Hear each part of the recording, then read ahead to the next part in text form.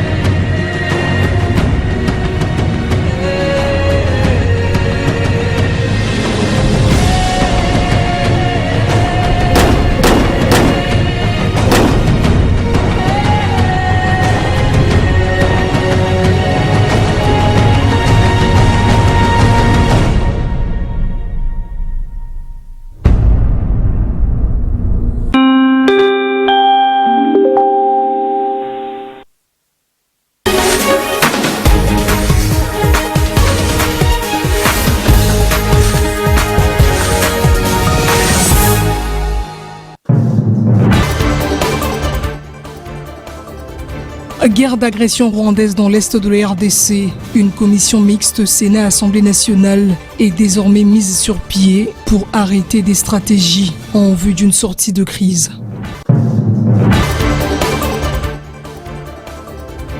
Kinshasa a vécu une ambiance ordinaire ce mardi 4 février. Les Kinois ont vaqué librement à leurs occupations. Le commandant de la PNC Kinshasa, Blaise Kilimbalimba, a d'ailleurs fait la ronde de la ville. Du nord en passant par le sud, l'est et l'ouest, aucune perturbation n'a été constatée. Et puis procès lié au meurtre du journaliste Patrick Adonis à Lubumbashi dans la province du Haut-Katanga. Le tribunal de grande instance de Lubumbashi a rendu son verdict hier lundi. 8 sur les 11 prévenus sont condamnés à mort. Vous faites très bien de suivre la télévision numérique pour vous informer. Nouveaux points sur l'actualité. Bienvenue à tous. La RDC est déterminée à en finir avec l'agression rwandaise exercée sur son territoire. C'est dans ce cadre que le chef de l'État Félix Tshisekedi a échangé lundi dernier à la Cité de l'Union africaine avec les responsables des églises catholiques et protestantes, respectivement membres de la SENCO et l'ECC. Les chefs religieux ont martelé sur la nécessité de renforcer la cohésion nationale dans le pays pour vaincre l'ennemi. Suivez. Cette séance de travail est une réponse apportée à la demande pressante formulée par le cardinal Fridolin Ambongo Besungu de rencontrer le chef de l'État et échanger avec lui autour de la situation sécuritaire et humanitaire alarmante causée par l'invasion d'une partie du territoire national par l'armée rwandaise. Dans la suite du cardinal s'est trouvée une délégation conjointe et restreinte de la SENCO et de l'Église du Christ au Congo, ECC, avec Monseigneur Fulgence Mouteba, archevêque de Lubumbashi et président de la SENCO, le révérend pasteur André Bokondoa, président de l'ECC, de Monseigneur Donancier Cholet, secrétaire général de la SENCO, et du révérend Eric Senga, secrétaire général de l'ECC. Les chefs religieux de l'Église catholique et de l'Église protestante ont présenté et remis au chef de l'État un projet de sortie de crise. Nous avons pris l'initiative, ce n'est pas lui qui nous a demandé de faire ce projet. Les deux églises ont pris l'initiative de concevoir ce projet et aujourd'hui nous sommes venus le lui présenter.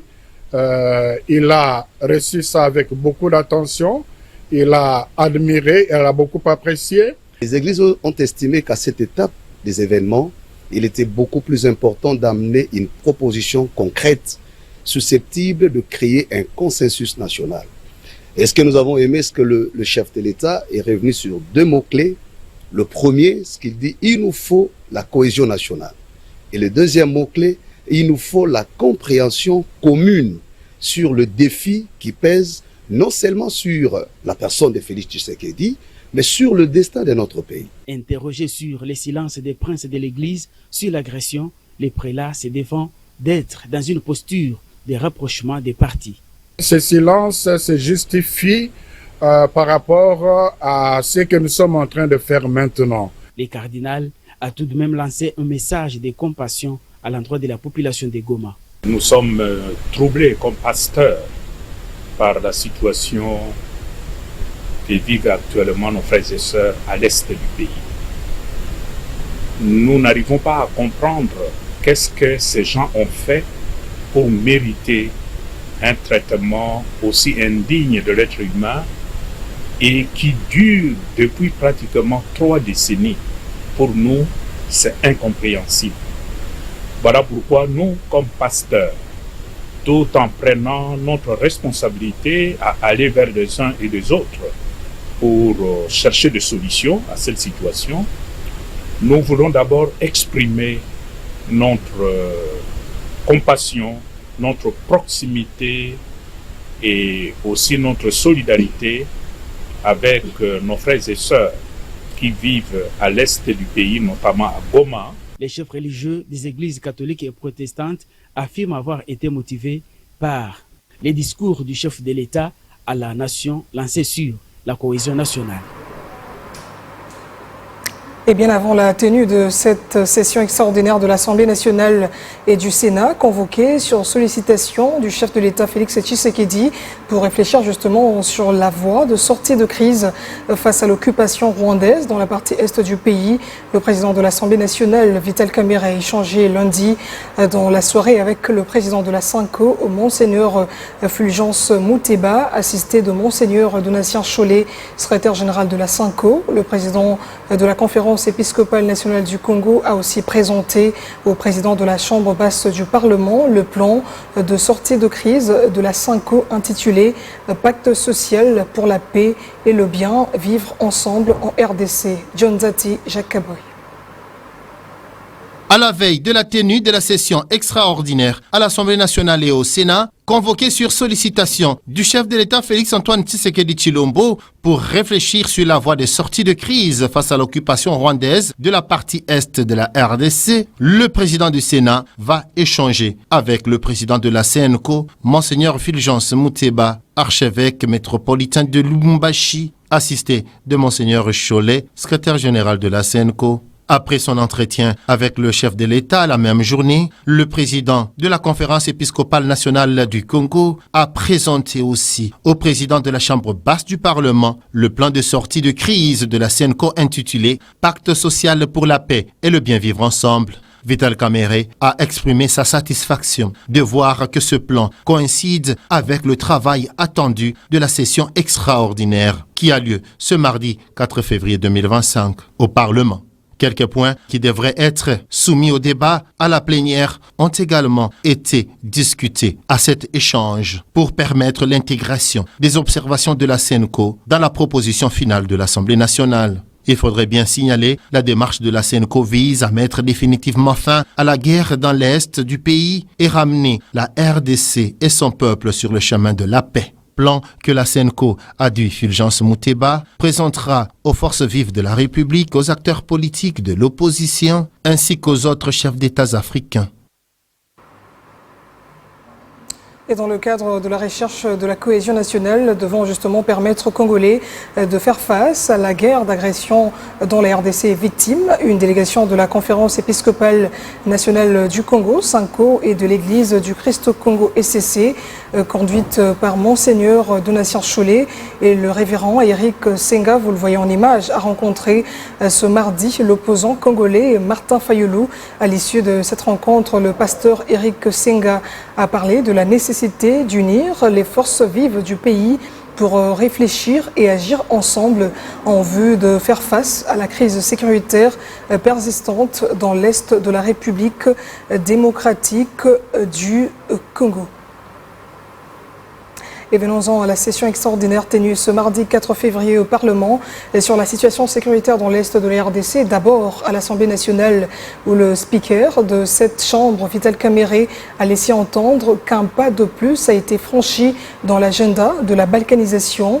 C'est qu'aucun Congolais ne peut admettre, et ce, avant d'annoncer justement que les mesures seront prises par le président de la République pour la décrispation politique. Détail, Fifi Koutipan. Députés et sénateurs sont réunis ces jours à l'initiative du président de l'Assemblée nationale. Au menu de cette session extraordinaire, la situation sécuritaire préoccupante dans la partie est de la République démocratique du Congo après l'attaque de la ville de Goma. Dans son mot, Vital Kamerhe veut des sanctions contre le Rwanda, pays agresseur de la RDC.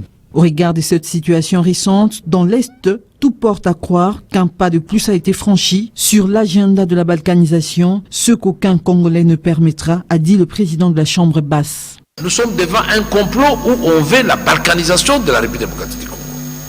Et si nous passons notre temps à parler ici, nous allons nous réveiller, vous serez au fait, comme à un moment donné nous étions un parlement de Kinshasa qui siégeait à Lubumbashi. Il y avait un parlement où les gens qui dirigeaient Badolite jusqu'à Kisangani. Quand nous avons une ministre des Affaires étrangères qui se bat seule là-bas au Conseil de sécurité et qui a réussi à arracher des condamnations, c'est à nous maintenant, l'Assemblée nationale, par notre travail, déboucher sur les sanctions. Le président veut les sanctions. Ça, c'est un. De deux, le président veut négocier, si vous voulez, mais pas vendre le Congo. Le Parlement reste convaincu que le président de la République prendra d'autres mesures propices à la décrispation politique pour la cohésion et la mobilisation générale. Le président veut épargner des vies humaines. Nous voulons frapper les agresseurs parce qu'ils sont passés derrière et il y a des puissances là où ils sont faibles. Nous continuons cette guerre comme ça, à gauche, à droite. Nous allons, puisque le temps ne joue pas à notre faveur. Pendant ce temps, le président de la Chambre basse du Parlement précise que des efforts doivent se poursuivre pour une issue pacifique au conflit. Et au Sénat, les élus des élus ont aussi statué sur la riposte à la guerre dans l'est du pays avec l'occupation de Goma, chef-lieu de la province du Nord Kivu, par les rebelles du M23 appuyés par le Rwanda. Une commission mixte Sénat-Assemblée nationale est mise sur pied pour arrêter des stratégies en vue d'une sortie de crise. Une plénière qui s'est poursuivie à huis clos. Détail, Rosie Motela, Timothée Piamboula. 2 points à l'ordre du jour de cette session extraordinaire au Sénat, convoquée à la suite de la dégradation de la situation sécuritaire dans le Nord Kivu, avec l'occupation d'une partie de Goma, chef-lieu de la province, par le Rwanda et ses supplétifs du M23. Une minute de silence en mémoire des victimes de la barbarie du Rwanda avec le M23 a été observée. Le Sénat condamne avec la plus grande fermeté ces atrocités commises sur la population et les FARDC à Goma en particulier et au Nord Kivu en général. La Chambre haute statue ce jour sur les stratégies politiques et diplomatiques de sortie de crise. Pour ce faire, Samalou Kondé, président du Sénat, a interpellé les sénateurs à une implication et engagement pour contribuer à l'effort des guerres. Une commission mixte Sénat-Assemblée nationale est mise sur pied à cet effet. Je vous engage, honorables sénatrices et sénateurs, chers collègues, à ne ménager aucun effort, chacun ceux qui le concernent, pour que nos travaux puissent réellement contribuer aux stratégies de sortie de crise. Nous tous, collectivement comme nation, et chacun de nous, de manière singulière, quelle que soit sa province ou son bord politique, est affecté dans son corps et dans son âme par cette situation sécuritaire aggravée et ses conséquences funestes. Engageons-nous sans réserve pour donner à notre mère patrie le meilleur de nous-mêmes. Au cours de la même plénière, ont été également présentés les 2 juges de la Cour constitutionnelle nouvellement désignés. La plénière s'est poursuivie à huis clos. Et on en sait un peu plus sur le bilan officiel des morts dans l'attaque de Goma. Il est revu à la hausse. Plus de 2000 demandes d'enterrement enregistrées dans les structures officielles. C'est le porte-parole du gouvernement congolais, Patrick Mouyaya, qui l'a révélé au briefing de presse qu'il a animé lundi dernier. Et le vice-premier ministre, ministre de l'Intérieur et Sécurité, Jacquemain Chabani, était également à ce briefing pour les mesures sécuritaires en cette période, vous le savez, particulière. Le VPM a déconseillé les actions négatives de type ville morte. Le commissaire général de la PNC a aussi rappelé que la police ne tolérera plus les dérapages. Zonzati Jakaboy. Agression rwandaise de la République démocratique du Congo, la mobilisation est tous azimuts. Se félicite le gouvernement. Le vice-premier ministre, ministre de l'Intérieur et Sécurité, le dit ce jour à ce briefing de presse, à l'initiative de Patrick Mouyaya, ministre de la Communication et Médias. Nous notons au niveau de l'administration du territoire une mobilisation tout azimut qui s'est principalement fait constater par un certain nombre de mobilisations populaires, d'actions, de meetings et de marches à travers les différentes provinces de la République. Mais c'est vrai que dans la ville de Kinshasa, le mardi passé, on a connu une situation assez particulière. Mais seulement, cette mobilisation doit se faire dans l'ordre. Des manifestations du genre pillage, ville morte sont des actions négatives, a tenu à rappeler Maître Jacques Chabani, vice-premier ministre, ministre de l'Intérieur et Sécurité. Nous constatons malheureusement la diffusion à travers les réseaux et les tracts dans la ville de Kinshasa appelant à des manifestations qui ne vont pas dans l'ordre de la mobilisation pour soutenir l'action de nos FARDC sur terrain. Des actions négatives de type ville morte ne sont d'aucune importance dans tout ce que recherche le peuple congolais, la nation congolaise, le gouvernement de la République pour défendre notre territoire. L'état de l'administration du territoire a été passé au peigne fin par le vice-premier ministre, ministre de l'Intérieur et Sécurité. Il est fait état des actes de pillage des entreprises et de plusieurs autres biens publics ramenés au Rwanda par l'agresseur. Patrick Mouyaya a donné le bilan actualisé des nombres de décès officiels, plus de 2000 demandes d'enterrement de corps enregistrées. L'agresseur, déplore le ministre de la Communication et Médias, porte-parole du gouvernement, est en train aussi de faciliter l'évacuation des populations pour concrétiser son projet d'occupation. Et sur la déclaration de Paul Kagame qui dit ne pas savoir si oui ou non ses troupes sont en RDC, Patrick Mouyaya répond « Si ce n'est pas un problème psychologique, qu'est-ce donc ?» Le porte-parole du gouvernement a invité la presse à être également des combattants dans cette guerre d'agression par la plume et le micro. Et le commissaire divisionnaire principal à Longaboni, commissaire général de la PNC, a de manière spéciale pris la parole à ce briefing de presse. Les manifestations publiques, quoique interdites pour des raisons sécuritaires, sont tout de même un droit constitutionnel, a-t-il dit. Mais les dérapages du genre pillage et autres troubles à l'ordre public sont une infraction. Écoutez-le. Et justement, parlons des mesures additionnelles que nous avons prises. C'est-à-dire, nous allons inciter les gens demain à sortir massivement, à vaquer à leurs occupations, parce que la police sera là. Mais là, nous attirons aussi l'attention de ceux qui viendront foutre trouble au désordre. Ce ne sera plus comme le mardi passé où nous avions été un peu comportés en agneau devant les manifestants. Le droit de manifester comme je dis, est conditionnel. Mais la destruction des biens appartenant à autrui est érigée en infraction. Raison pour laquelle nous serons plus sévères et nous ne donnerons même pas une certaine minute à qui que ce soit de pouvoir détruire gratuitement, bénévolement, les effets appartenant à autrui. En manifestation contre l'agression rwandaise, les étudiants de la RDC appelaient à une mobilisation consciente, responsable et alignée sur leurs véritables intérêts. C'est justement l'essentiel à retenir de la déclaration faite par une représentation des étudiants. Suivez.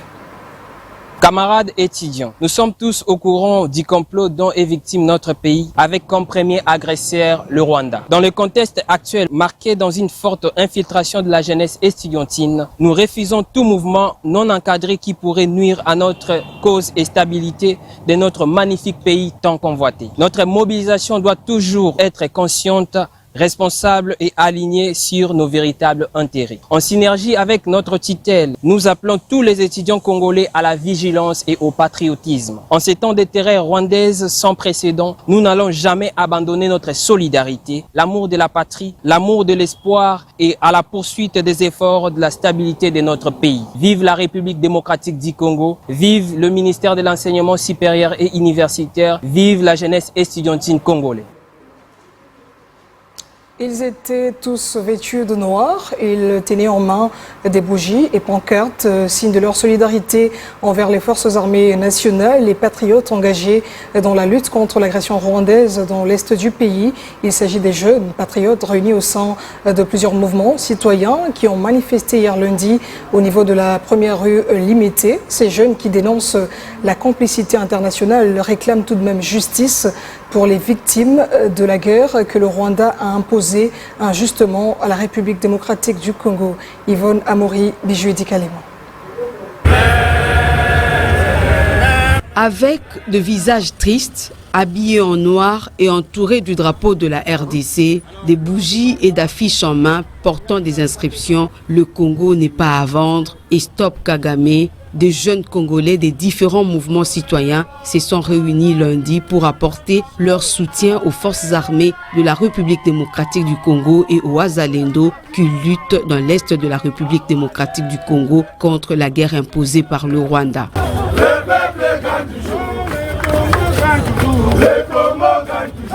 Partageant l'histoire, brisant les murs du silence, stop génocide, tel était leur message clé pendant cette manifestation. L'activiste Best Moulamba de l'association Jeunes Lucides a d'abord rendu hommage à toutes les personnes qui ont perdu la vie durant cette période difficile dans l'est du pays, tout en dénonçant également la complicité de la communauté internationale qui soutient le Rwanda pour agresser la RDC, chose qui n'est pas acceptable. On est venu aujourd'hui pour apporter notre soutien à nos RDC et aux résistants Wazalendo et aussi soutenir tous ces gens-là qui tombent pour que nous restions debout. Voilà pourquoi nous sommes rassemblés aujourd'hui et interpeller aussi la communauté internationale que nous traitons de complices. Pour mes amis de Goma, je me suis toujours senti près de Goma, j'ai toujours été près de Goma et je voulais juste leur dire que moi, Best Moulamba, je ne vous abandonnerai jamais et je suis là, je vais faire ce que j'ai toujours fait de mon côté. On va récupérer tout ce qu'on a perdu comme territoire. En écho à ces mots, la jeunesse congolaise appelait à une prise de conscience collective et à une mobilisation générale pour mettre fin aux souffrances endurées par le peuple. Ensemble, ils croient fermement qu'une voix unie peut briser le silence complice et ouvrir la voie à un avenir de paix et de dignité pour le Congo. Merci. Et dans le cadre du soutien aux forces armées de la République, l'Office de gestion du fret multimodal a adressé un message au chef de l'État, commandant suprême des FARDC, aux institutions et aux forces loyalistes engagées au front pour la défense de la patrie. Communiqué rendu par Bobo Mongongo.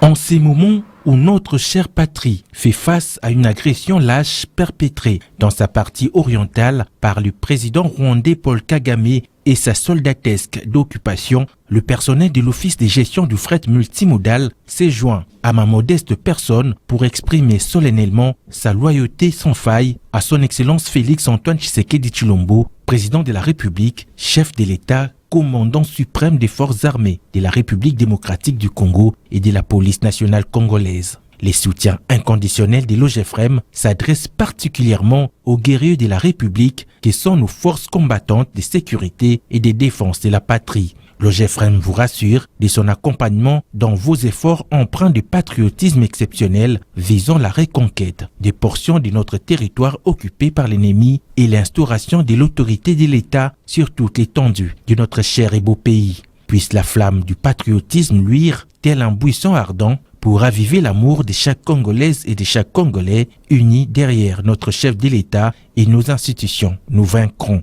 Notre pensée pieuse à nos vaillants soldats et Wazalendo tombés sur les champs d'honneur et à toutes les victimes innocentes de la ville paisible de Goma. Fête à Kinshasa le 3 février 2025, Kazumba Mayombo William, directeur général. Les activités socio-économiques ont tourné au ralenti ce mardi en ville de Béni, au Nord Kivu. C'est consécutivement à 2 journées de méditation initiées par les forces vives locales, d'une part pour dénoncer l'agression rwandaise exercée sur le sol congolais sous le label du M23 et d'autre part renouveler la confiance aux forces armées de la RDC et au Wazalendo. Si la première journée a été plutôt consacrée à une marche à laquelle ont pris part toutes les couches et qui s'est clôturée sans incident, et les habitants de cette partie du pays ont décidé justement pour cette deuxième journée de sécher les activités en guise de respect au mot d'ordre de la société civile. Depuis Béni, notre correspondant Mervedi Calmer. La circulation est restée timide sur les principales artères de la ville tout l'avant-midi.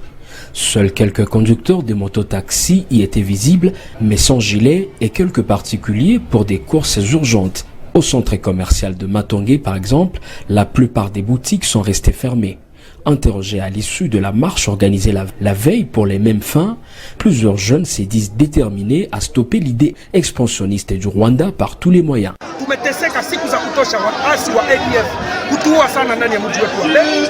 Nous avons longtemps souffert.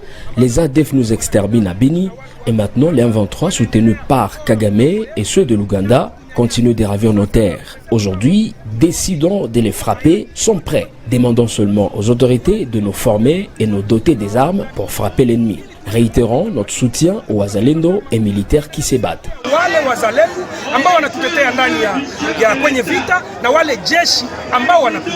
Les coutumiers de la place peaufinent également des stratégies pour écarter ou taire carrément le danger, au-delà de manifester leur soutien aux initiatives des forces gouvernementales.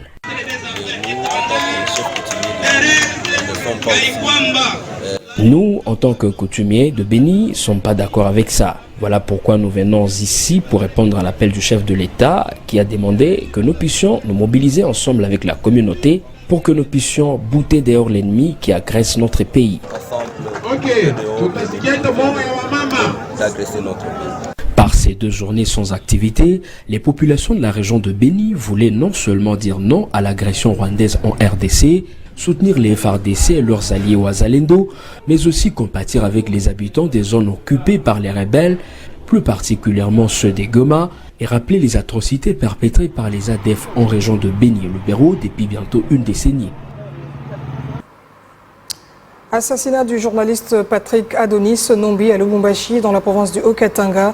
Le verdict est tombé hier lundi. Le tribunal de grande instance de Lubumbashi a condamné à mort 8 sur les 11 prévenus pour meurtre. Les 3 autres ont écopé de 2 ans de servitude pénale. Le récit de Jean-Émile Senga.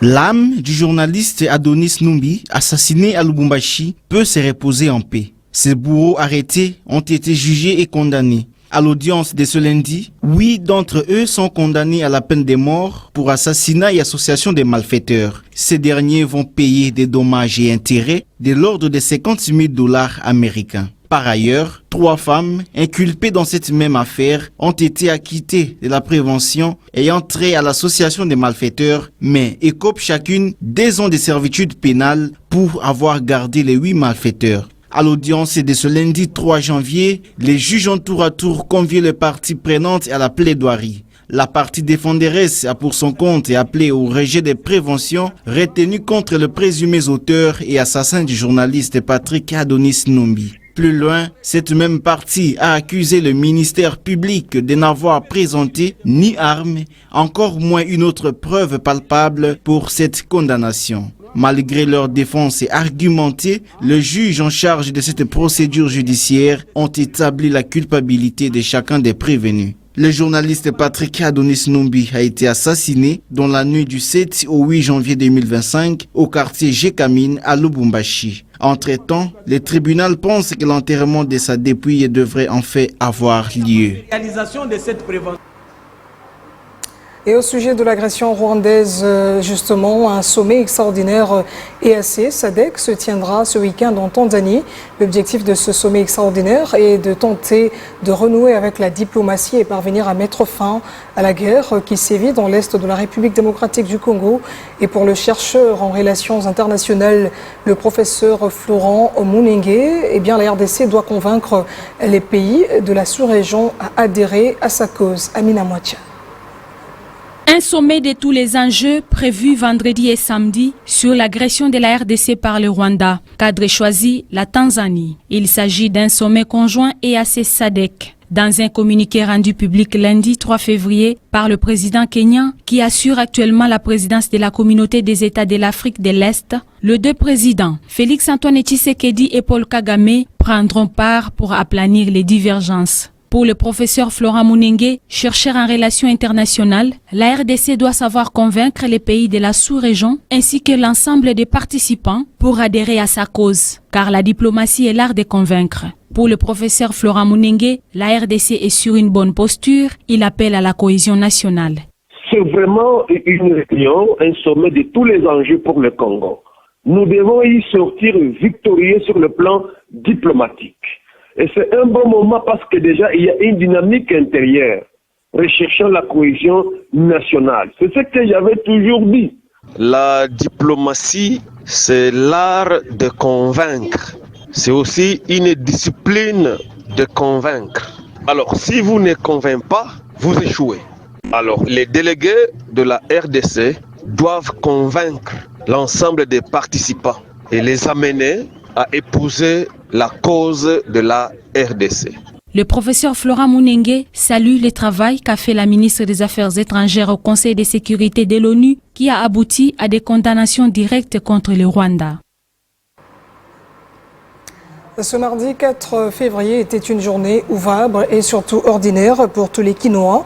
Les écoles et entreprises publiques et privées ont fonctionné normalement. Le mot d'ordre lancé par le gouverneur de la ville-province de Kinshasa a été suivi. Les habitants de la capitale ont vaqué à leurs occupations sans la moindre inquiétude. Et d'ailleurs, le commandant de la PNC Kinshasa, Blaise Kilimbalimba, a fait la ronde de la ville du nord en passant par le sud, l'est et l'ouest de la ville. Aucune perturbation n'a été constatée. L'appel à observer une journée ville morte annoncé sur les réseaux sociaux n'a pas été suivi par la population. Les banques, le magasin ont reçu les travailleurs et les vendeurs dans le marché sont dans leurs activités. Constat fait par les commissaires provinciaux de la police ville-province de Kinshasa. Les commandants des villes de la police qui a renforcé de mesures sécuritaires dans certains sites stratégiques et autour des ambassades à Kinshasa, a fait les rondes de l'ouest à l'est, du centre au sud de la ville. Les transports en commun étaient visibles sur les artères principales de la ville dès les premières heures de la journée. Le commissaire divisionnaire adjoint Blaise Kilimbalimba a réitéré l'appel du gouvernement provincial à la population, appelle chacun à vaquer librement à ses occupations. Avec l'apport de tout le monde, nous allons saluer malamu et qui nous avons akoki ko vaquer na ma occupation librement, bana classe, baki classe, batu ya misala basali, ba magasin mwami, ba biloko nyonso mituka etamboli, yango nde esengo ya bakinoise na batu. Sur place, non seulement que des dispositifs sécuritaires ont été renforcés, le commissaire divisionnaire adjoint Blaise Kilimbalimba est allé réarmer le moral des agents commis à la sécurité et s'est rassuré qu'il n'y a pas de troubles. Tout laisse croire qu'il y a eu plus de peur que de mal.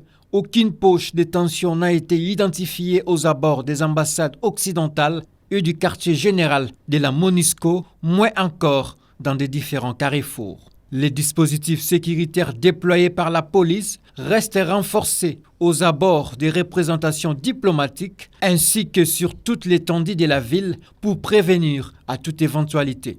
Notez que la veille, le gouvernement provincial de Kinshasa a réaffirmé sa décision d'interdire toutes les manifestations jusqu'à nouvel ordre.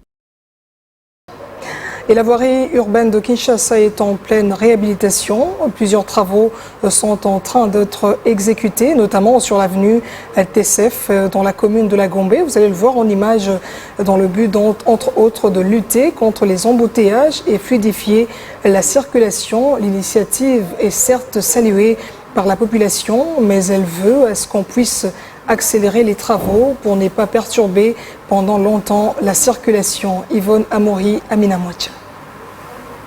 Les réseaux routiers à Kinshasa est quasi inexistant. Conséquence, les déplacements dans la capitale deviennent un casse-tête. En réponse à cette situation, le gouvernement provincial a lancé le 31 décembre 2024 les travaux de réhabilitation de certaines voiries dans la ville. La commune de la Gombe, qui constitue la commune pilote, plusieurs chantiers sont visibles. Les engins sont déployés presque partout, une initiative saluée par la population quinoise.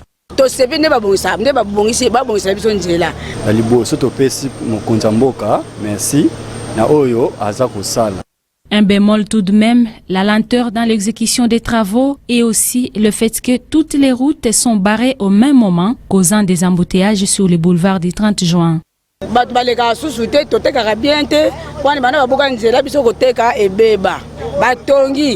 batiki bake dilivre batiki donc oh nani basisite bakomi na mususu isusu bana osenga kaka na leta kaka kuvena bungusa biso nzela esila mbangu nzela babanda le 31 décembre ti lelo eza kosila te basusi na biso ezali asilisa nde banzela mpo bato bazwa mpe moyen ya kosala nini ya koleka difficulté eza makasi po banda babuki awa koteka eza lisu te koteka eza te babuki kuna Fatima faye babongisa babongisi te bakomi awa babuki babongisa babongisi te bakomi kuna boye nyonso mituka moyen eleka eza te basomba biloko eza te babandaki nzela oyo le 31 décembre babongisi babuki lelo tozawa siki le 3 ya 2 mois babongisi nzela babuki nyonso na nde basali terrasse boye fale basilisa kosala TSF oyo avant bakota na livre mais bango babuki basali terrasse batikali kosundula bakei.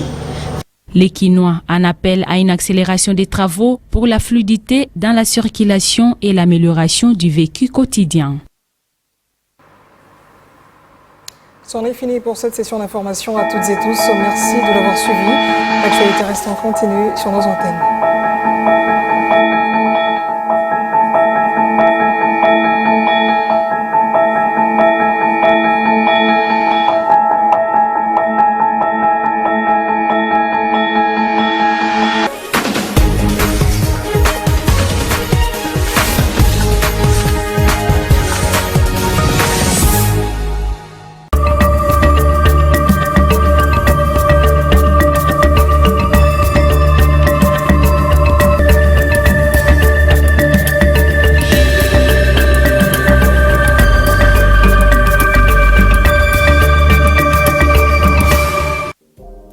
Bienvenue dans le journal paru ce mardi à Kinshasa. Ouvrons par Info 27 qui titre à la une « Crise à l'Est, Tshisekedi et le chef religieux s'accordent sur l'urgence d'un consensus national ». Dans un contexte de crise sécuritaire majeure à l'est du pays, le président Tshisekedi a accordé, lundi 3 février, une audience à une délégation conjointe de la Conférence épiscopale nationale du Congo et de l'Église du Christ au Congo, conduite par le cardinal Fridolin Ambongo. Cette rencontre initia la demande des chefs religieux visait à renforcer la cohésion nationale et à proposer une issue pacifique à la crise qui frappe durement la population congolaise. Abordant dans le même sens, Forum des As ajoute, la Senko et les CC proposent à Fachi une piste sans bain de sang. Les chefs religieux de la Senko et de l'ECC ont dit avoir été encouragés dans leur démarche par l'appel du chef de l'État à l'église catholique d'être au milieu du village et d'approcher les uns et les autres pour parler. Plus loin, toujours dans les colonnes de Forum des As, le quotidien s'épanche sur la marche à Beni. Beni, de manifestants dans la rue pour fustiger l'agression du M23 RDF. La préparation de cet événement a débuté plusieurs jours avant la date prévue, créant un mouvement de mobilisation générale qui a touché toutes les couches de la population. Lors de cette marche, des jeunes, des femmes, des représentants des communautés locales ainsi que des autorités urbaines ont répondu présents. Le maire de Beni et les 4 bourgmestres de la ville ainsi que les députés nationaux et provinciaux ont également pris part à cet événement symbolique. La vraie thématique explique par ailleurs que si la communauté internationale n'impose pas des sanctions au Rwanda, les confessions religieuses appellent à des mesures radicales. Dans un mémorandum présenté par l'archevêque Ejiba Mapia, président national de l'Église du Réveil du Congo, la plateforme a exigé de la communauté internationale qu'elle impose des sanctions au Rwanda dans un délai de 72 heures. À défaut, les églises du Réveil envisagent de demander la suspension des vols d'Air France et de Bruxelles Airlines soupçonnés de soutenir l'agresseur martel le quotidien. Toujours dans le même colonne, la vraie thématique revient sur la suspension des réseaux sociaux X et TikTok en RDC. Il souligne que, pour lutter contre le fake news en temps de guerre, les réseaux sociaux TikTok et X suspendus en RDC. La suspension de ces réseaux sociaux a alimenté des spéculations. Certains observateurs suggèrent que les autorités congolaises pourraient envisager de restreindre ou de suspendre TikTok en raison des préoccupations liées à la diffusion des contenus jugés inappropriés ou contraires aux mœurs locales, mais de laisser néanmoins X qui permet, soutient-il, un accès facile à l'information. L'ouragan souligne dans ses pages intérieures forte mobilisation à Paris contre l'agression rwandaise. La mobilisation ne faiblit pas en Europe, arborant des drapeaux congolais et de pancartes sur lesquels on pouvait lire « Stop à la guerre » ou encore « Nos richesses, notre droit ». La diaspora congolaise a envahi les rues de la capitale française pour exprimer le manque de soutien des Occidentaux aux populations meurtries de l'Est du Congo, victimes de nombreuses incursions de l'armée rwandaise. De la place Bastille à celle de la Nation, les marcheurs ont bravé le froid, réaffirmant leur soutien au peuple congolais. Le journal informe dans sa première page, Jean-Pierre Bemba appelle les jeunes à s'engager dans l'armée à Kisangani. Ce lundi 3 février, Jean-Pierre Bemba a animé un meeting populaire à Kisangani, marquant un appel fort à l'engagement patriotique au sein de la Grande Orientale. Vêtu de bandes rouges symbolisant la guerre, Jean-Pierre Bemba a exprimé son objectif, rassembler 100 000 jeunes pour défendre l'intégrité territoriale de la RDC. Terminons avec le phare qui signale que, après 3 ans de prison, Kabound a quitté Makala hier. Ancien député national, ancien premier vice-président de l'Assemblée nationale et ancien secrétaire général de l'UDPS, Jean-Marc Kabound a quitté sa cellule de la prison centrale de Makala hier 3 février 2025. Il avait été placé en détention préventive